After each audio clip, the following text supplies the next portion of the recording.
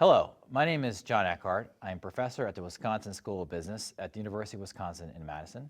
I'm also co-founder of the Generator Seed Investment Fund in Business Accelerator, and I'm an editor at Entrepreneur and Innovation Exchange. We are very fortunate to have with us in the studio Joe Kremer. Joe is currently CEO of Isomark, and he is a career entrepreneur. Joe, welcome. Thank you, Jonathan. Good to be here. I'd like to first start by asking you about the very beginning. Were there telltale signs early in your life that led you to think that maybe you might become an entrepreneur?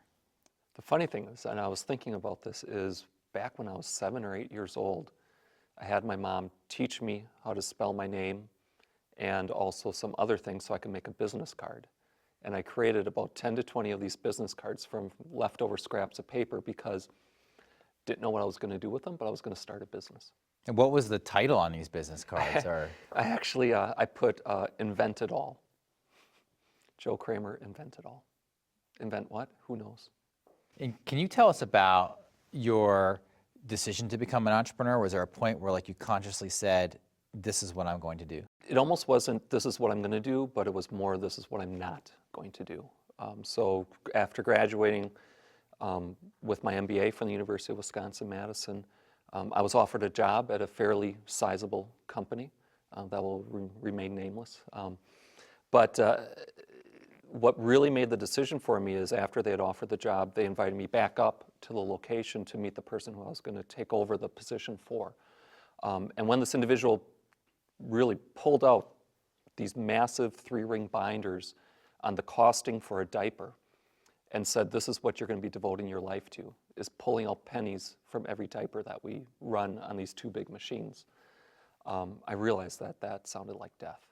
So I needed to go find something else to do, and entrepreneurship was it. Can you share with us a brief timeline or history of your entrepreneurial journey? So you walked away from that binder and you said, not for me, but then what happened next, and bring us to the present? Yeah, first thing is my parents disowned me for a week.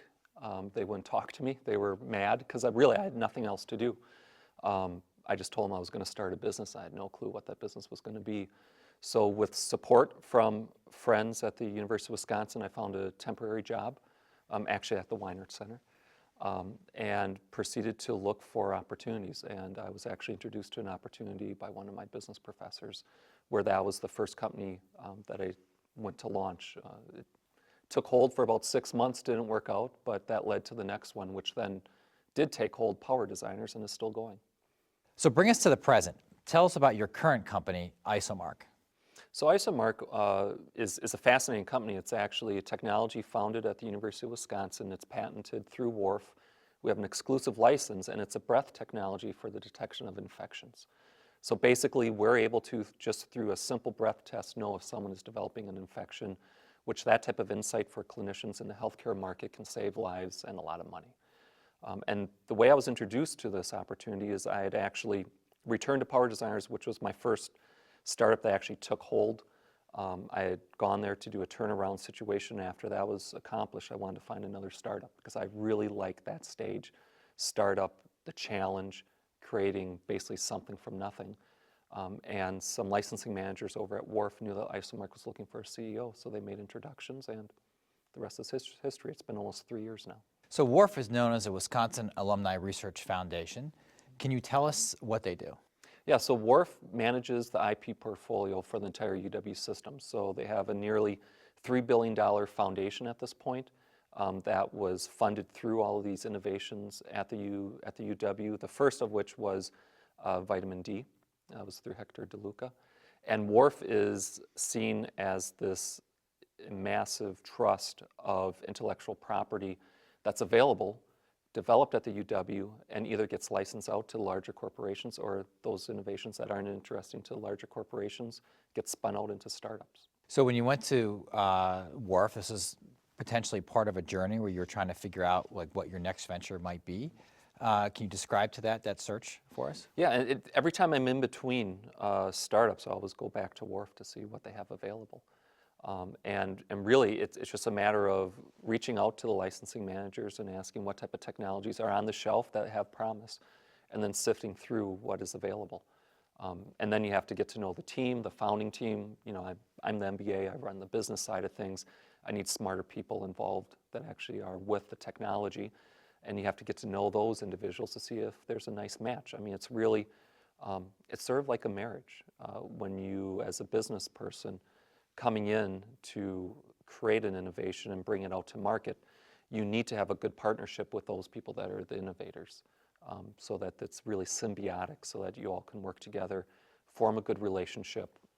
You know, very much like a marriage, you know, there are going to be tough times, there are going to be good times, but that you can stay together through all of them and form a business. So Isomark is a company that is a science-based venture where the science came from a major research university, in this case, the University of Wisconsin in Madison. And with that, it's my understanding, comes with a scientist or a group of scientists that helped invent that technology. Can you tell me about the scientists involved in Isomark and what made you excited about working with them?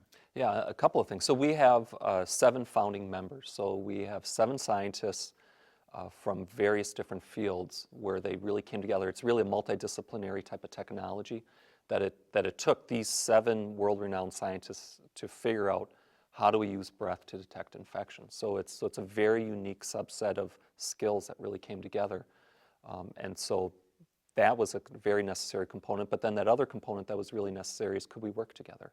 So we actually all agreed that when I first came onto Isomark, we had a 2 to 3 month trial period to make sure that we actually got along, could work together. It was almost like a dating period before we got married. And did each of these inventors invest their own capital in the company in addition to their time and their insight? Some of them. So being that we have 7, they all come from different various walks of life. So some did put individual money into the company. Some of them had spouses that put some money in. Some of them had relatives that put money in. Some only invested their human capital.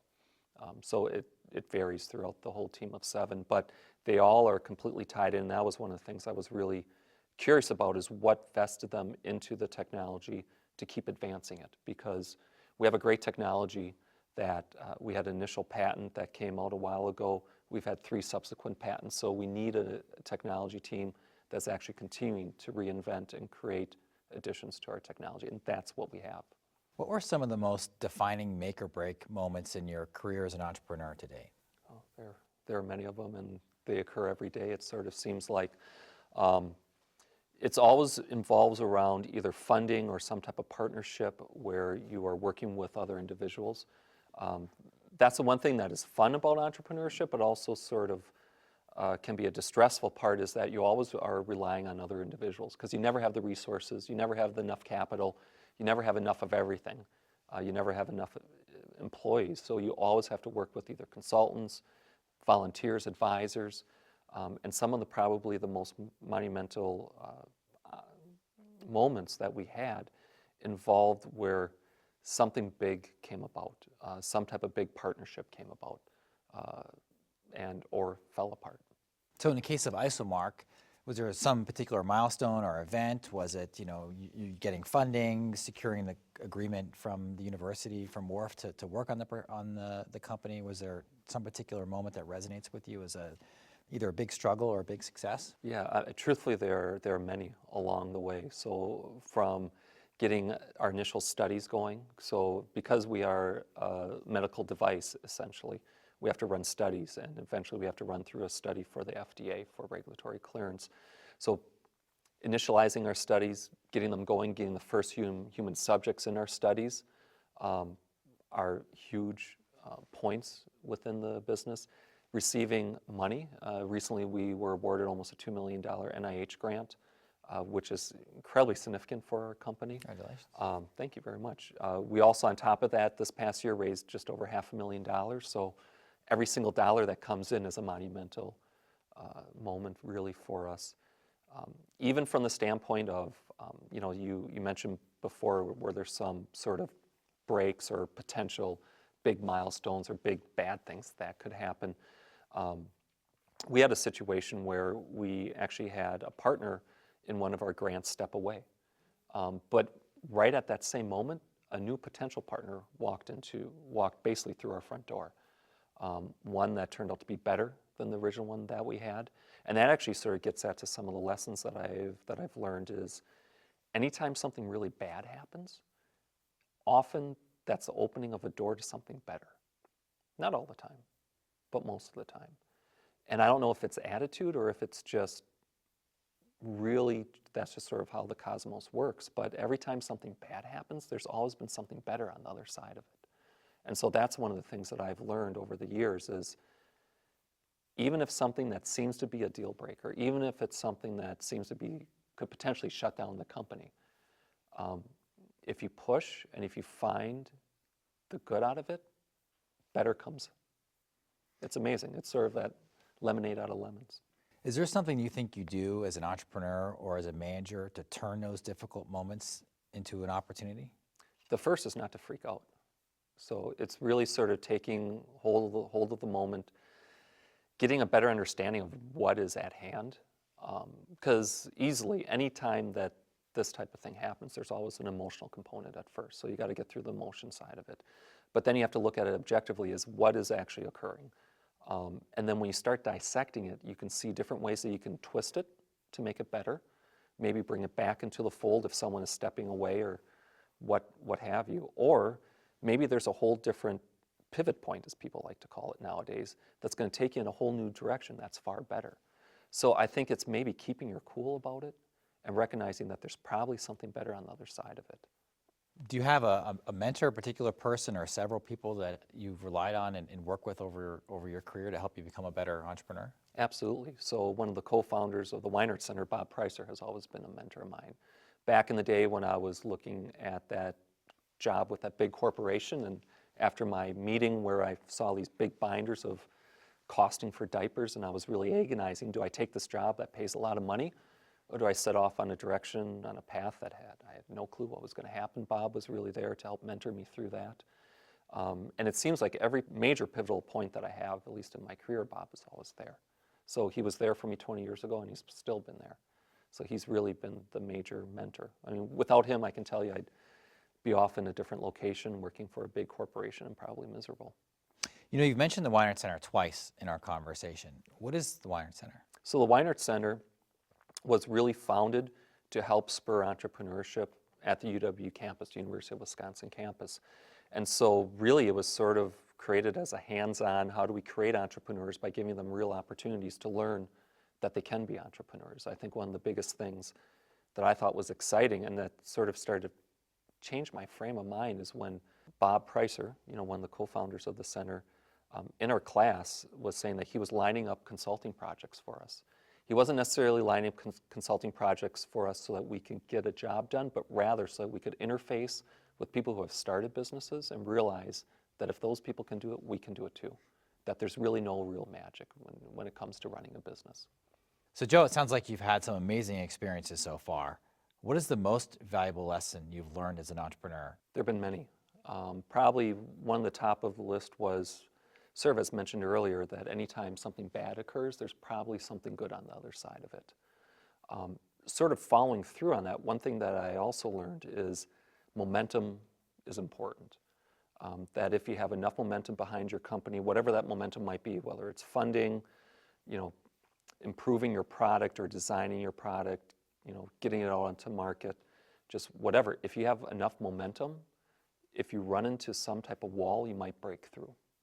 So the key always, every time, and I think about this almost every day, is what type of momentum do we have as a company and how do we increase momentum? And then really sort of the third is probably perseverance. And it kind of goes back with both of those, you know, from dealing with problems to seeing that something good is on the other side, creating momentum, but perseverance is super important. And probably some of the most valuable lessons I've learned is that those that persevere can actually succeed. Because I think entrepreneurial is almost like a sport of perseverance. He who keeps going, he who never quits is the person that wins. So those three things are probably the most valuable lessons I've learned, and they keep playing out. I've yet to find any examples of those things that don't hold it to be true. And so as a CEO, the entrepreneur, how do you get that momentum started? You got to really sort of set tasks, set milestones, and drive to them. Some people often will complain that I'm setting timelines that are too aggressive. And my reaction always to that is I'm not going to set up a slack timeline. I'm going to set up a timeline that's going to get people to move as fast as they can, as efficiently as they can, and get to a milestone so that if you can at least break through some type of milestone right off the bat, then you feel like you accomplished something. And then you start building. And this is where you start building that momentum.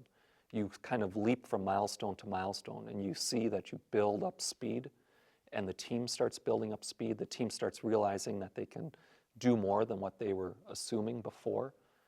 So I think really it is focusing on a single milestone to begin with, getting to it, and then start spreading out and creating more milestones. And you mentioned perseverance.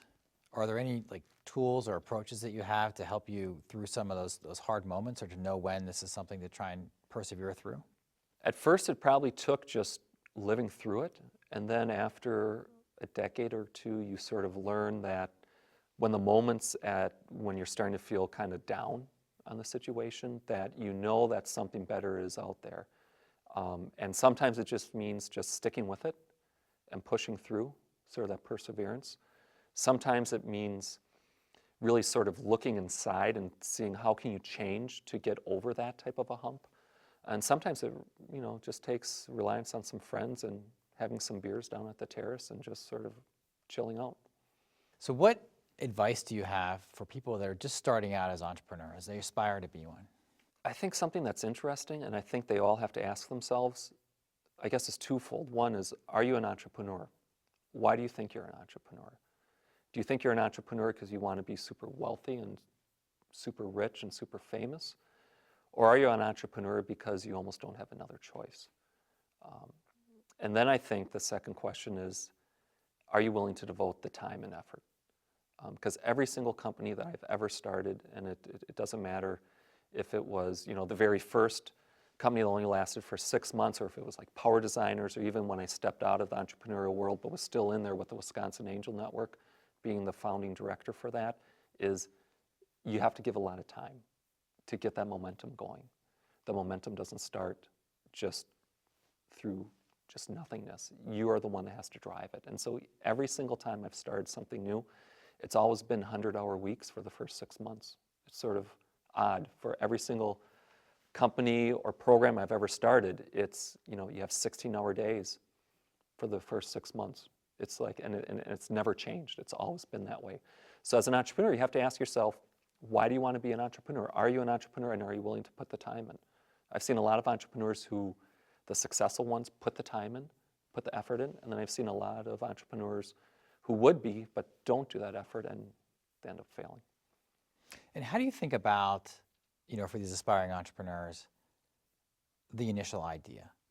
Like, how do they, how do you think about whether this is something that this is the one to spend time on it and pursue? Do you start with 100 ideas and narrow it down? Like, how do you encourage people to think about figuring out what to work on? It depends. I think the one thing I would say is, don't just settle. So you say you want to start a business, and if you're someone like me, I'm not the idea person. I always have to hook up with an idea person and make their ideas a reality. Don't just settle on something that might be good enough, because to be successful, you have to have something that's phenomenal. I mean, let's take Isomark, for example. Truly, when we get our product out on the market, we're going to be saving millions of lives around the world. We're going to be cutting out billions of dollars out of the healthcare system just in the US alone. I mean, this is a breakthrough idea, which is really what attracted me to it. There are other ideas out there that I was looking at that sounded good but didn't have that massive potential.